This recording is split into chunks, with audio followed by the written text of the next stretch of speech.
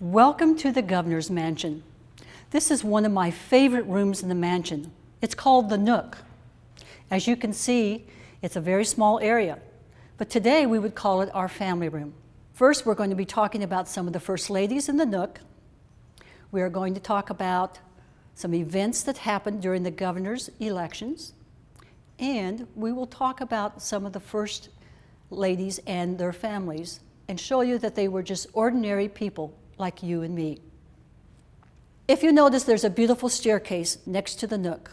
It's called a free, F-R-E-E, freestanding staircase. Wonder why they did that. Do you see anything holding it up?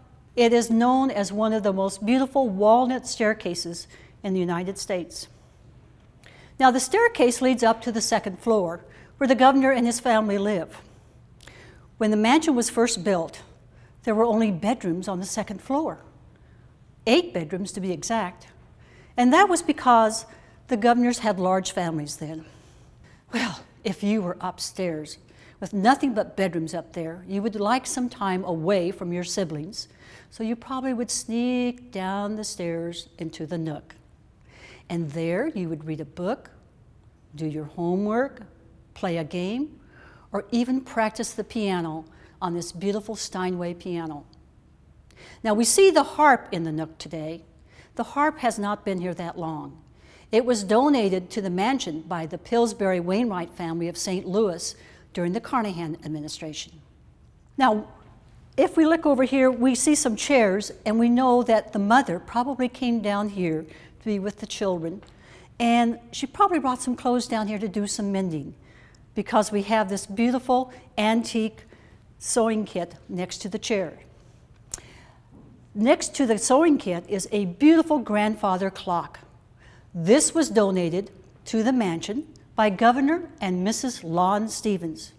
Her portrait is at the top of the stairs. If you notice, her portrait is there in what we call the apsidal inn of the mansion, or the turn. And that reminds us that Governor and Mrs. Lon Stevens were here between 1897 and 1901 during the turn of the 20th century. During Lon Stevens' election, there was a very important ballot that was issued for the voters of Missouri to vote on. We've got to remember, the women didn't have the right to vote then, it was just the men.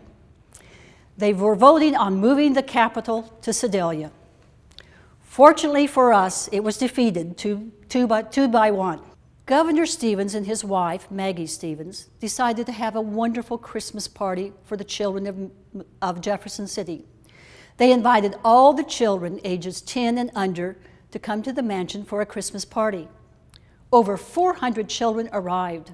And can you imagine the awe in their faces when they came into the Nook and there was this beautifully decorated Christmas tree that reached the ceiling? The children had a great time, and one of their favorite things was running up and down the staircase. And you would even see Governor Stevens crawling underneath the Christmas tree with the children.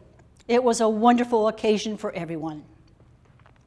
The next First Lady I want to talk about is Mrs. Hortense Hyde. She is over here. Now, before her husband was elected, there was a very important event occur in the United States Congress.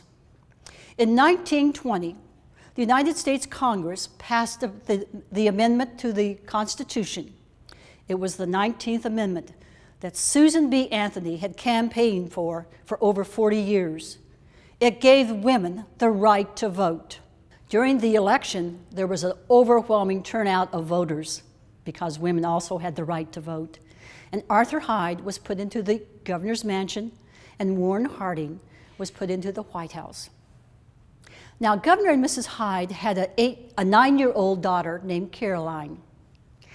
Caroline, when she first came into the mansion, she saw something that she really wanted to do, but she couldn't do it because there were so many visitors and so much going on downstairs that she had to wait until the next day. So the next day, she crept to the staircase, climbed onto the banister, and slid down the banister. And boy, was she glad there was a newel post lady there to stop her descent. And you can see the newel post lady also has a light, which lights the way up to the second floor, where the governor and his family live. Before I talk about the next First Lady, we need to go back in history. Before Missouri became a state in 1821, we were a territory, and the president would select different governors to be territorial governors. The last territorial governor was William Clark, and I'm sure you know him because he was part of the Lewis and Clark expedition. Well, when election rolled around, there was William Clark running for election, and also a gentleman named Alexander McNair, who was a very important businessman in St. Louis. Alexander McNair won, and he became the very first Missouri governor. Therefore, his wife, Mrs. McNair, became the very first First Lady of Missouri. Now I'm going to end with a question for you.